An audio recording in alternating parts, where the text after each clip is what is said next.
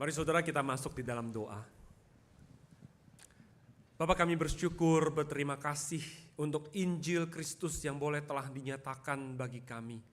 Kristus telah mati, bangkit, dan naik ke surga bagi kami. Kami bersyukur di masa Advent ini kami boleh diingatkan kembali akan pesan firman Tuhan tersebut. Ketika kami melihat ke belakang kepada kedatangan Kristus yang pertama, dan kami berharap akan kedatangan Kristus yang kedua, ya Bapa. Pagi hari ini kami juga akan bersama-sama merenungkan firman-Mu. Pakai hamba-Mu dalam segala kelemahannya dan juga setiap kami. Tuhan sendiri yang lembutkan hati kami supaya kami siap untuk menerima firman Tuhan. Demi nama Tuhan Yesus Kristus kami naikkan doa kami. Amin. Selamat pagi, selamat siang Bapak Ibu Saudara. Ya, bersyukur untuk kesempatan pelayanan ini. Tadinya sedianya pendeta Erwin ya. Tapi saya bersyukur ketika beliau hubungin, beliau katakan saya ada sakit pinggang nih begitu ya. Dan kayaknya cukup butuh istirahat dan saya bisa merasakan itu karena saya juga punya sakit pinggang. Jadi saya bisa merasakan penderitaannya. Terima kasih untuk kesempatan pelayanan ini. Saya menyampaikan salam dari STT Amanat Agung. Ya, seperti biasa Bu Castelia selalu pesan ke kita. Kalau berkunjung ke gereja-gereja sahabat pendukung, jangan lupa sampaikan salam, sampaikan terima kasih untuk setiap dukungan yang disampaikan, doa yang dinaikkan.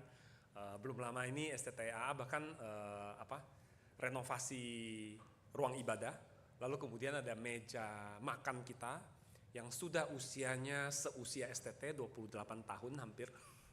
Ya, itu diganti juga ya, persembahan dari salah satu jemaat di tempat ini. Ya, kita bersyukur buat hal itu dan masih banyak lagi dukungan yang saudara sampaikan, baik melalui gereja maupun secara perseorangan. Terima kasih untuk hal itu. Saudara, pagi hari ini siang hari ini, ya ini bawaan dari pagi sih ya, saya masih ngomong pagi. Siang hari ini kita diberikan sebuah tema yaitu The Benevolent King. Ya, Benevolent King. Dan satu bagian firman Tuhan yang saya akan bacakan, ini adalah dari lectionary hari ini, ada beberapa bagian, tapi saya pilih bagian ini untuk kita bacakan dan kita renungkan bersama-sama. Dari Zakaria pasal yang ke-9 ayat 9 sampai dengan 10. Mari saudara, saya mengundang kita untuk membacakan bersama-sama dua ayat ini. Zakaria pasal 9 ayat 9 sampai dengan 10 sama-sama. Bersorak-soraklah dengan nyaring hai putri Zion. Bersorak-sorailah hai putri Yerusalem. Lihat, rajamu datang kepadamu. Ia adil dan jaya, ia lemah lembut dan mengendarai seekor keledai. Seekor keledai beban yang mudah. Ia akan melenyapkan kereta-kereta dari Efraim dan kuda-kuda dari Yerusalem. Busur perang akan dilenyapkan dan ia akan memberitakan damai kepada bangsa-bangsa. Wilayah kekuasaannya akan terbentang dari laut sampai ke laut dan dari sungai Efrat sampai ke ujung-ujung bumi. Demikian firman Tuhan, puji Tuhan buat firman-Nya. Saudara sekalian, tema kita adalah The Benevolent King.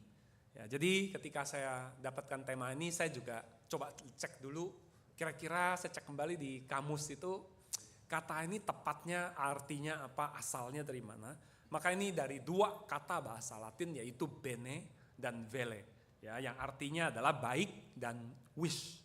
Jadi kalau misalnya kita lihat bersama-sama berarti ini well wishing. Ya, benevolent ini artinya well wishing. Artinya the benevolent king itu berarti Allah yang menghendaki yang baik, yang mengharapkan yang baik bagi rakyatnya. Ya, kira-kira begitu artinya. Saya juga cek di DeepL, ya DeepL itu AI, aplikasi AI buat menerjemahkan, dia bisa terjemahkan teks dan sebagainya. Saya kasih judul ini, dia menerjemahkan sebagai raja yang baik hati. Nah, raja yang baik hati.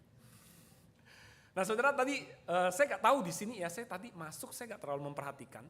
Tapi KU1 itu ketika saya masuk ke ruang ibadah saya kaget ya.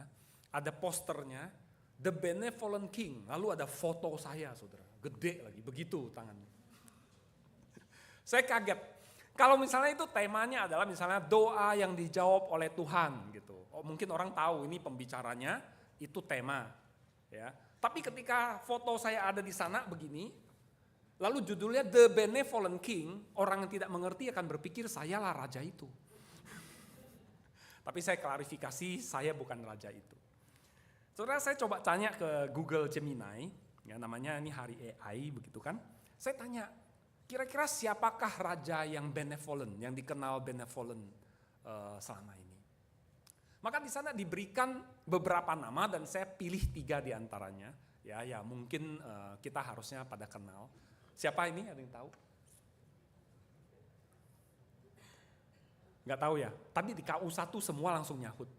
Ini Raja Bhutan, ya negara Bhutan. Ya jadi ini negara di sekitar di dekat-dekat Nepal dan sekitarnya di Himalaya. Negara kecil tapi dikelola dengan sangat baik. Ya rakyatnya berkali-kali itu disebut sebagai negara di mana rakyatnya paling bahagia. Ya. Negaranya indah karena bayangkan itu ada di Himalaya dengan pegunungan dan sebagainya, hijau dan sebagainya.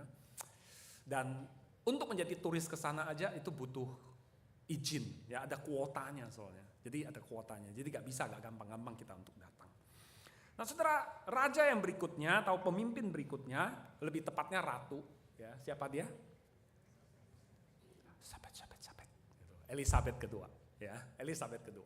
Saudara, bahkan orang-orang Scotland saja yang punya riwayat permusuhan dengan orang England, itu ada yang sangat mengagumi, ya banyak yang sangat mengagumi Ratu Elizabeth kedua.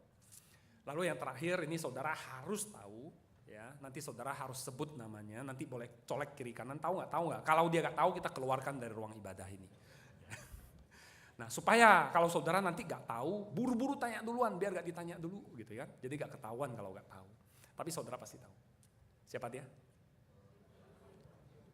Ya bukan pendeta William Ho ya. Lee Kuan Yew. Ya. Saudara, seorang pemimpin yang hebat mentransformasi Singapura, negara kecil yang bahkan sayang sekali salah seorang pemimpin negara kita dulu pernah menghina, ya mengatakan it's just a little red dot. Gitu. Lee Kuan Yew mengembangkan Singapura dari negara kecil itu menjadi sebuah negara yang sangat hebat. Sampai hari ini adalah salah satu negara yang paling kaya sedunia. Pendapatan per kapitanya salah satu yang paling tinggi di dunia. Ya. Dan mereka dengan bangga mengambil nama ledekan pemimpin kita itu jadi we are the little red dot gitu ya. Kalau saudara kita ke Singapura pasti pernah ketemu ada cafe dan sebagainya, the red dot cafe gitu dan sebagainya. Mereka bangga, negara kecil tapi penuh dengan potensi dan itu sangat-sangat terrealisasi berkat pemimpinnya. Nah saudara, tapi apakah raja atau penguasa-penguasa ini kemudian selalu dipandang baik atau sempurna? Jelas tidak. Ya, Ratu Elizabeth pernah juga ada orang Scotland yang tidak suka dia, mereka katakan take back your queen, ambil kembali ratumu, kami gak butuh. Gitu. Ya, karena mereka merasa ratu ini adalah simbol dari penindasan, ya karena riwayatnya dulu Scotland dijajah oleh England juga. Atau misalnya Lee Kuan Yew, ya saya sangat mengagumi Lee Kuan Yew. Tapi saya kutip ini dari media yang mengatakan the benevolent dictator. Ya, mereka menggelari Lee Kuan Yew sebagai the benevolent dictator. Dia benevolent, tapi dia diktator. Ya. Jadi tidak ada rasanya pemimpin yang sempurna. Dan saya rasa ini kita temukan juga di tengah-tengah negara kita, bukan? Saudara, kadang-kadang ada pemimpin kita yang dikagumi oleh sebagian orang, tapi bagi kita yang lain, yang kayak begini kok bisa dikagumi, gak bisa. Begitu kan? Ya. Atau misalnya saat-saat ini ketika lagi bencana di sana sini, termasuk di Sumatera Utara, Sumatera Barat, Aceh, ada saja pemimpin kita yang tidak menampilkan diri sebagai pemimpin yang benevolent, pengen tampilin diri begitu tapi justru bikin kita enek begitu kan. Nah, saudara, tidak mudah untuk menemukan pemimpin yang benevolent dan begitulah juga yang disampaikan dalam Alkitab. Karena kita membaca Alkitab kita merasa sepertinya ini ada pemimpin-pemimpin yang benevolent, ya dan bisa kita tiru, betul, memang banyak kualitas mereka yang bisa kita tiru. Tapi sebenarnya Alkitab ketika mencatat tokoh-tokoh itu, Alkitab sedang mengatakan mereka pun tidak sempurna. Ya, mereka pun tidak sempurna. Ya, saya ambil beberapa contoh, misalnya Gideon. Ya, Gideon itu kan hebat ya, mengalahkan puluhan ribu musuh dengan berapa prajurit? Dengan berapa? Ya, pasti segen ya saudara, aduh kalau saya ngomong malu. Ya, orang Injili begitu soalnya, ya, rendah hati. 300. Dan 300 ini bukan seperti prajurit Sparta, ya kalau kita nonton film 300 gitu, Leonidas dan 300 prajuritnya dengan tombak, dengan otot-otot yang berjejalan gitu. Bukan, ini 300 prajurit dengan buyung, suluh, masih ingat? Buyung yang dipecahkan, tahu-tahu musuhnya perang sendiri, begitu. Tapi saudara Gideon yang kadang-kadang menjadi contoh kita, dia taruh bulu domba, dia katakan Tuhan kasih tanda dong. Kalau bulu domba ini basah, sekelilingnya kering, berarti Tuhan yang suruh. Besoknya dia taruh lagi, kalau bulu domba ini kering, sekelilingnya basah, berarti Tuhan yang suruh. Ya, dan nanti masih ada tanda-tanda lagi yang diminta. Dan kadang-kadang itu jadi panutan kita. Kita kalau doa, kalau ada Tuhan berbicara kepada kita, entah melalui firman, melalui hamba Tuhan, melalui teman-teman dan sebagainya, kita juga minta tanda. Gideon itu seakan-akan teladan bagi kita. Padahal sebenarnya bukan juga. Ya, Yefta, saudara Yefta seorang pemimpin yang sepertinya begitu beriman, dia persembahkan anaknya bagi Tuhan. Tapi apakah itu sebenarnya yang Tuhan mau? Sebenarnya enggak juga. Atau misalnya kita sampai kepada Saul. Saudara, Saul adalah seorang raja yang dipilih oleh Tuhan bagi orang Israel, sesuai kriteria yang dimaui oleh orang Israel. Apakah kemudian dia menjadi raja yang benevolent? Awalnya seperti itu. Dia bebaskan rakyat Yabes Gilead ketika dikepung oleh musuh. Dia bertindak rendah hati ketika ada orang yang sepertinya mengatakan, masa sih orang seperti ini jadi raja kita? Ya. Dan dia melakukan banyak kebaikan-kebaikan, tapi saudara lama-kelamaan Saul semakin tinggi hati. Dia tidak lagi bisa ditegur, tidak bisa diingatkan. Bahkan dia haus kuasa dan dia memanfaatkan putri-putrinya untuk mempertahankan kekuasaannya. Saudara masih ingat ketika dia mulai tidak suka, mulai merasa terancam oleh Daud, apa yang dia katakan? Kalahkan musuh, ya. Nanti kamu kujadikan menantuku. Ya, dia berharap apa? Biar tangan orang Filistin itu yang memukul Daud, dia katakan. Bayangkan saudara, anak-anaknya itu putrinya bahkan bukan sekali, 2 kali. Itu dia pakai anak-anaknya untuk menjadi alat untuk mencerat lawan politiknya, kira-kira seperti itu. Bahkan kemudian ketika Yonatan membela Daud, dia mencoba untuk menombak Yonatan, anaknya sendiri.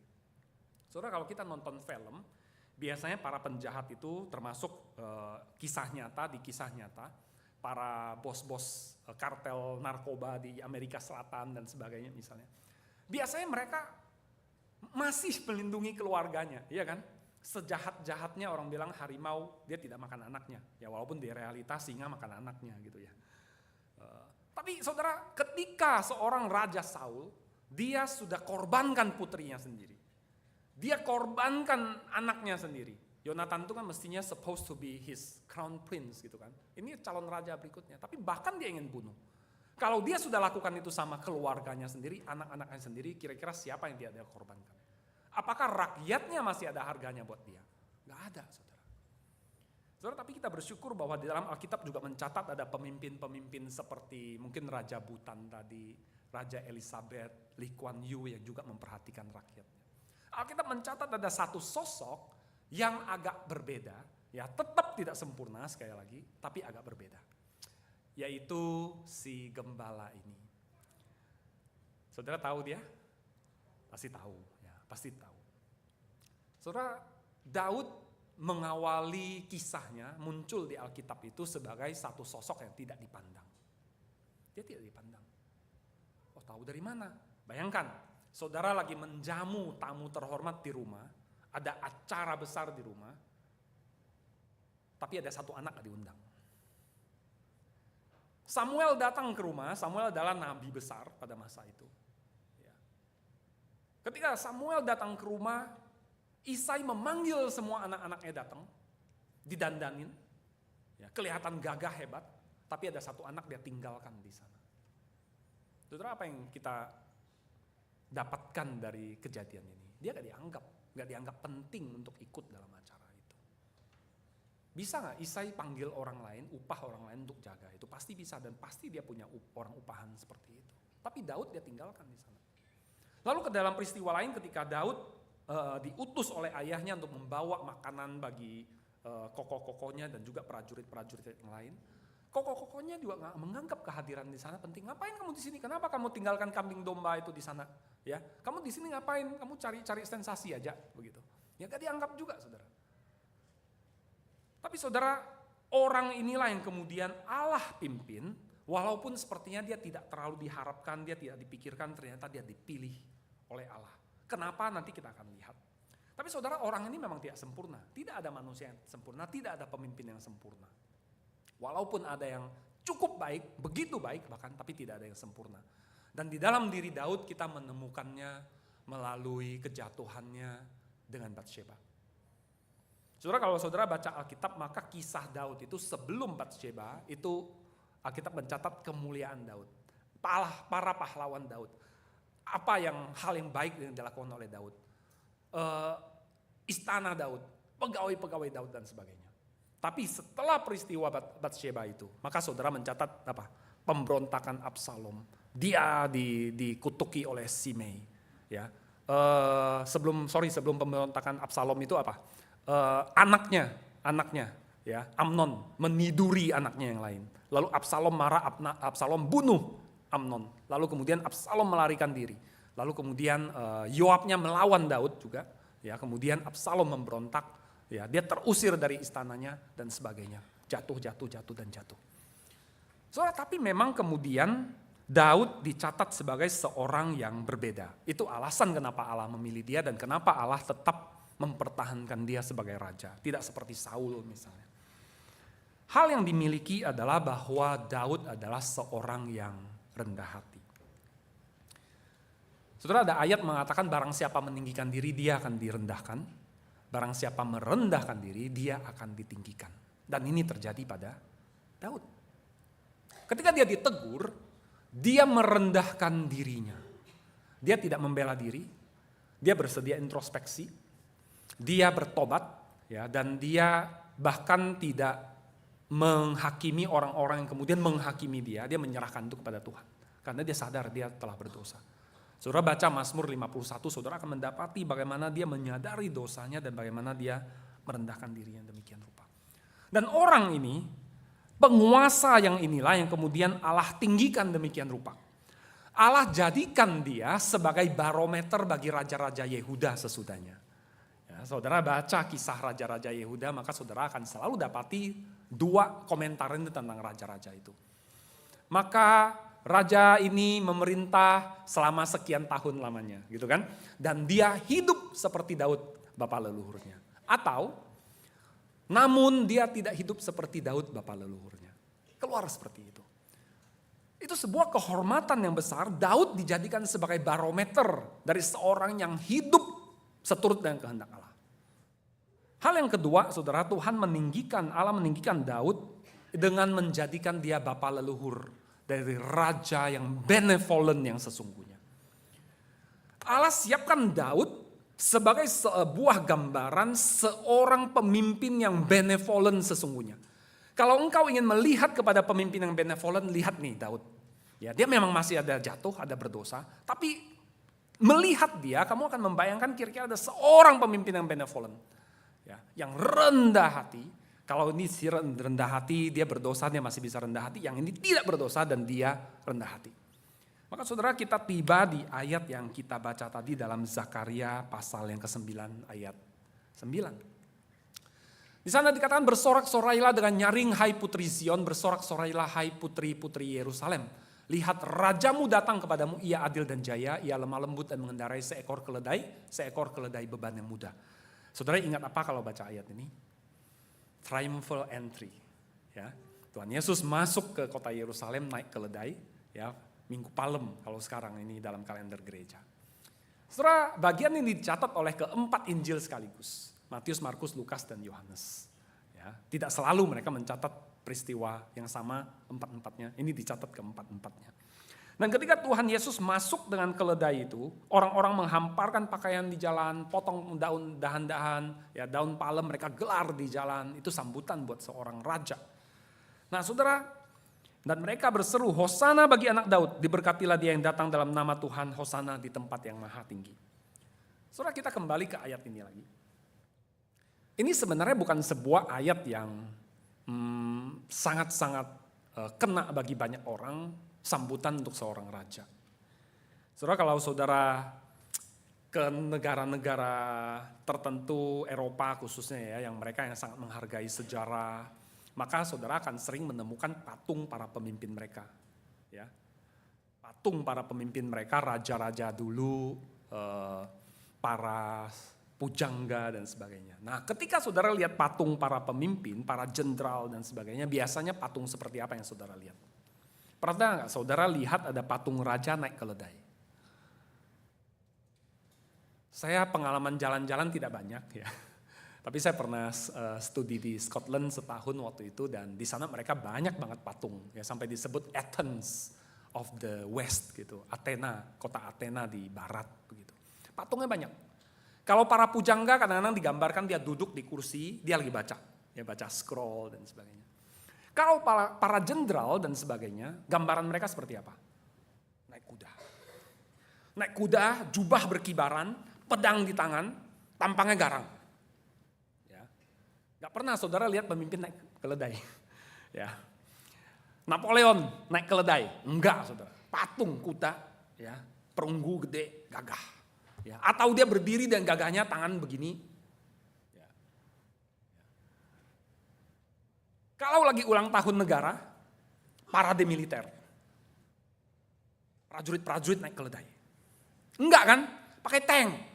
Geruduk, di belakangnya rudal antri. Ya, di belakangnya prajurit baris. Ya, bawa senjata. Ya kan? Lalu apa? Helikopter melintas, bawa bendera. Ya, habis itu pesawat tempur. Ya, bawa asap, nggak tahu kenapa dia bawa asap, biar kelihatan gitu kan. Ya, kalau nggak dia lewat aja udah nggak berasa sensasi apa-apa gitu kan. Kekuatan saudara dipamerkan.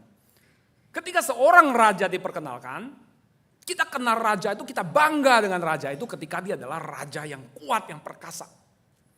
Tapi Tuhan Yesus memperkenalkan dirinya sebagai seorang raja yang righteous, having salvation, lemah lembut mengendarai seekor keledai. Bayangkan saudara, sangat berbeda sekali dengan raja-raja yang lain di tengah dunia ini. Saudara, Tuhan Yesus melakukan ini bukan dengan tidak sengaja, tapi ini karena imitate David. Ketika Daud menobatkan Salomo, saudara ingat apa yang terjadi? Daud katakan, ambil bagal tungganganku sendiri, naikkan Salomo ke atasnya dan nobatkan dia sebagai raja. Artinya apa? Artinya walaupun Alkitab tidak pernah mencatat secara langsung Daud menaiki bagal itu persilangan kuda dan keledai. Ya. Walaupun tidak pernah dituliskan secara langsung, artinya Daud naik keledai. Ya, artinya Daud naik keledai. Ya. Keledai itulah yang kemudian dikasih kepada Salomo, Salomo masuk sebagai raja. Dan inilah yang Tuhan Yesus nyatakan, aku adalah raja yang seperti Daud itu loh. Ketika Alkitab dalam perjanjian lama, Tuhan menunjukkan nanti ada raja keturunan Daud yang masuk seperti Daud itu. Akulah dia. Ya. Dan dia menampilkan dirinya terutama adalah sebagai raja yang lemah lembut, yang membawa salvation itu. Ya. Itu yang dia tampilkan. Tapi saudara, sampai di sini kadang-kadang di dunia ini kan kita punya peribahasa, jangan lembek-lembek di tengah dunia ini, nanti digencet. Kan gitu kan. Kalau kita lembek-lembek nanti digencet. Kita kalau bawa mobil, nabrak mobil orang, sebelum dimarahin kita marahin dulu. Sebelum diminta ganti rugi, kita minta ganti rugi dulu. Kan gitu kan. Ya, yang salah itu yang lebih galak. Gitu. Saudara, kadang-kadang kita kalau menjadi lembek itu nanti digencet. Kalau kita memperlihatkan bahwa kita lemah, nanti kita dipermainkan. Tapi raja ini bukan raja yang takut dipermainkan. Zakaria pasal 9 ayat 10 mengatakan ia akan melenyapkan kereta-kereta dari Efraim, kuda-kuda dari Yerusalem, busur perang akan dilenyapkan dan ia akan memberitakan damai kepada bangsa-bangsa. Saudara, dia mungkin boleh menampilkan diri, kelemah lembutannya, kerendahan hatinya, keadilannya. Ya, dia membawakan keselamatan, damai sejahtera, tapi dia bukan raja yang lemah. Dan saudara, di dalam kedatangannya yang pertama kita telah melihat itu. Di dalam kelemah lembutannya, di dalam kerendahan hatinya, dalam penyerahan dirinya, dia mengalahkan musuh terbesar manusia. Bukan bangsa Romawi, bukan bangsa Yunani, dia mengalahkan musuh kita yang terbesar. Apa itu? Dosa dan maut. Tidak satu pun yang sanggup mengalahkan dosa dan maut. Tetapi raja yang datang dalam kelembutan ini, dia taklukkan dosa dan maut. Kepala si ular dia hancurkan di bawah kakinya. Saudara, lukisan ini dari Leonardo da Vinci, Salvator Mundi. Ini salah satu lukisan termahal kali dalam dunia ini. Harganya 450,3 juta. Bukan rupiah. Kalau rupiah kita bisa dapat mobil hybrid satu mungkin. Ya. Ini 450,3 juta US dollar. Yang beli itu Muhammad bin Salman. Ya, jadi maklum aja lah nomor uangnya gak berseri gitu kan. Saudara, lukisan ini menggambarkan Tuhan Yesus dengan dunia di tangannya. Ya, Salvator Mundi itu the savior of the world.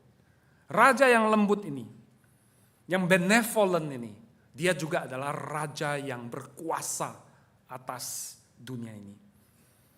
Di dalam kedatangan yang pertama dia telah menunjukkan itu, kelemah lembutan tapi juga kuasanya.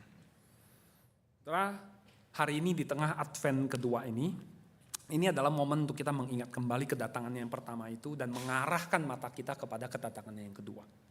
Apa yang menjadi respons kita? Apa respons kita?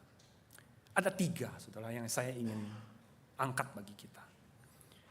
Yang pertama saya ingin tujukan ini kepada saudara yang barangkali selama ini ke gereja dan termasuk anak-anak muda.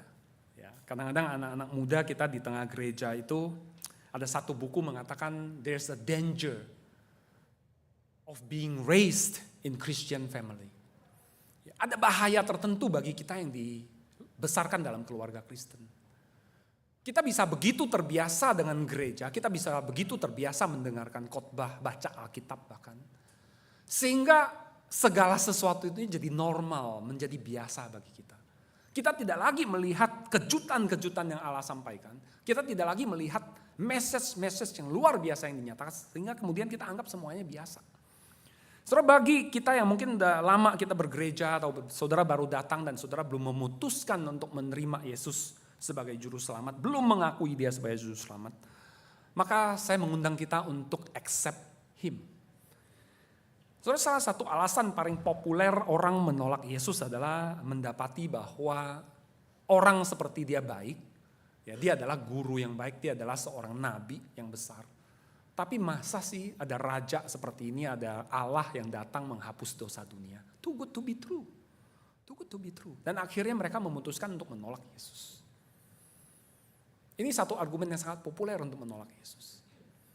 Saudara, mungkin gambarannya kira-kira seperti ini. Kalau kita terbiasa hidup di sebuah negara yang korup luar biasa, pejabatnya dikit-dikit minta korup, minta uang sogokan dan sebagainya, maka kita membayangkan semua pejabat pasti begitu. Tapi begitu kita melihat misalnya negara-negara yang bersih, saya ambil contoh Singapura. Satpamnya gak berani terima duit loh, apalagi minta begitu. Pejabat gak minta, hanya dikasih fasilitas saja, ya, gak ada hubungan, hanya karena temen dikasih fasilitas itu bisa masuk pengadilan. Lee Kuan Yew dia bisa memimpin negara dengan demikian rupa, saya kasih gaji yang tinggi untuk pejabat, tapi jangan coba-coba korupsi. Korupsi pasti dicabut begitu, pasti dihakimi, diadili dan sebagainya. Ternyata ada loh di negara ini, walaupun negara-negara banyak yang korup, yang hancur, bobrok dan sebagainya, tapi ternyata ada pemimpin yang bersih itu. Nah mungkin dalam kacamata inilah kita melihat Yesus. Di tengah dunia ini mungkin begitu berdosa dan kita melihat dog eat dog, orang katakan ini dunia di mana anjing makan anjing gitu. Homo homini lupus, manusia adalah serigala bagi sesamanya. Bagi kita impossible ada yang kebaikan yang seperti yang ditunjukkan oleh. Tapi saudara, hari ini kita melihat Alkitab menunjukkan memang tidak ada manusia yang sempurna yang seperti itu. Tapi ada manusia yang begitu baik, yang layak dijadikan teladan, yang bahkan bisa menjadi gambaran tentang Allah, Raja yang benevolent yang akan datang itu, dan Raja itu adalah Jesus Christ. Maka saudara, bagi saudara yang selama ini masih terus ragu, terus berpikir, ya, we have a benevolent King who came and died for us, who gave his life for us, who sanctify us and who is present with us, accept him. Hal yang kedua saudara adalah remember him. Saudara, di dunia ini penuh dengan berbagai hal.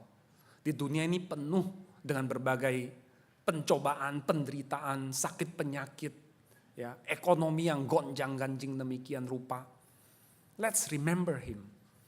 Setiap minggu pertama kita ada perjamuan kudus. Ya, Tuhan Yesus katakan apa? Do this in remembrance of me. Ingat, aku memberikan tubuhku, memecahkan tubuhku bagimu, aku menumpahkan darahku bagimu. Dan dia katakan apa? Aku akan menyertai engkau senantiasa. Maka saudara, bagi kita yang sudah diselamatkan oleh Tuhan, yang sudah percaya, yang sudah accept Him, apapun situasi kita, apa di eksternal atau di dalam tubuh kita, apakah kita bergumul di tengah keluarga kita dan sebagainya. Alkitab katakan, Paulus dalam Roma mengatakan, jika Allah bersama dengan kita, siapakah lawan kita? Ya. Bahkan maut pun tidak bisa memisahkan kita dari Kristus. Saudara, remember Him and be strong in this life. Allah beserta dengan kita dan Dia akan dengan dalam benevolence-nya bersama dengan kita. Terakhir saudara, yang ketiga, imitate Him. Setelah Dia menyelamatkan kita dan memberikan kekuatan bagi kita menjalani hidup ini, maka jadilah peniru-peniru, jadilah peneladan-peneladan Yesus. Orang Kristen itu dikenal dengan sebutan Kristianoi, Kristus kecil, kita menjadi seperti Kristus. Sebagai orang mengikuti raja yang benevolent itu, biarlah orang-orang di sekitar kita merasakan benevolence dari kita. Dan mereka bisa melihat Kristus di balik kita. Saudara, dalam salah satu bagian dari disertasi saya yang sedang saya kerjakan adalah tentang kontribusi gereja Indonesia, khususnya gereja Tionghoa bagi bangsa. Saudara, 30 tahun lebih orang Tionghoa, orang Kristen juga digencet gitu ya oleh pemerintah Orde Baru. Tapi saya bersyukur bahwa dalam penelitian saya itu saya mendapati bahwa di dalam ketakutannya orang Tionghoa, dalam ketakutannya orang Kristen, sebenarnya begitu banyak hal yang kita kerjakan. Tapi tidak terangkat ke atas, di bawah radar. Soalnya ini bukan soal kita mau menyombongkan diri, kita harus menonjolkan, bukan. Tapi saya bersyukur bahwa ternyata para pengikut Kristus yang benevolence itu, ternyata telah menyatakan benevolence-nya memberkati dunia ini. Ya, memberkati bangsa ini. Dan saya sungguh berharap bahwa ke depan seperti Filipi, Paulus dalam Filipi pasal 2 dia katakan, hendaklah kamu dalam hidupmu bersama menaruh pikiran dan perasaan yang terdapat juga dalam Kristus Yesus. Biarlah ke depan kita semakin serupa Kristus, kita semakin memperlihatkan benevolence of God through our benevolence. Dan biarlah nanti di dalam kedatangan Kristus yang kedua, ketika Allah meninggikan dia, mengaruniakan kepadanya nama di atas segala nama, menekuk segala lutut, baik di langit, di atas bumi maupun di bawah bumi, dan kita boleh mengaku bersama dengan seluruh umat di dunia ini mengatakan Yesus Kristus adalah Tuhan. Biarlah Roh Kudus menolong kita bagi kemuliaan Allah Bapa. Amin. Kita berdoa, saudara. Bapa, kami bersyukur, berterima kasih. Kami mempunyai momen seperti masa Advent ini di mana kami diingatkan dan kedatangan Kristus, the benevolent King bagi kami. Raja yang tidak datang untuk mengambil kemuliaan bagi dirinya, tapi untuk memberi diri. Mati bahkan bagi kami, menebus kami dari dosa-dosa kami, memberikan segala manfaatnya bagi kami, memberikan segala berkatnya bagi kami ya Bapa. Kami bersyukur, berterima kasih untuk itu. Hamba berdoa hari ini apabila ada di antara jemaatmu di tempat ini, hadirin tempat ini yang belum menerima Engkau, yang mungkin masih terus bertanya. Biarlah Tuhan Kau memberikan kepadanya benih iman itu sehingga bisa dengan penuh keyakinan dia berkata, Jesus, you are my King. I trust in you. I surrender myself to you. Bagi kami yang lain yang sudah menerima Engkau ya Bapak, biarlah terus ingatkan kami di tengah-tengah gejolak dunia ini, dunia perekonomian yang goncang, kesehatan yang mungkin semakin menurun, keluarga yang barangkali masih ada pergumulan tertentu, apapun itu, we remember Christ. Jika Allah bersama dengan kami, siapakah yang menjadi lawan kami? Dan biarlah sepanjang hidup kami, we imitate Christ, the benevolence of our King flow through us and we bless others. Terima kasih Bapa. Bersyukur demi nama Tuhan Yesus. Amin.